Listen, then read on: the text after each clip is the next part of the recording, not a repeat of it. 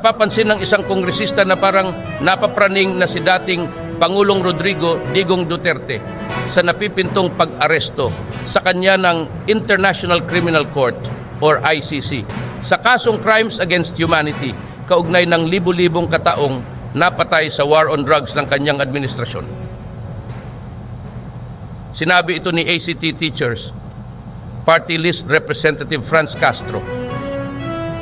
matapos isiwalat ng dating Pangulo na nakakuha umano siya ng impormasyon na posibleng arestuhin umano siya anumang oras kaugnay sa naturang reklamong inihain laban sa kanya sa ICC. Ayon kay Castro, paranoid lamang umano ang dating Pangulo sa mga sinasabi nito dahil ang pag-aresto ay maaga pa dahil iniimbestigahan pa ang kaso nito. Siguro sa ngayon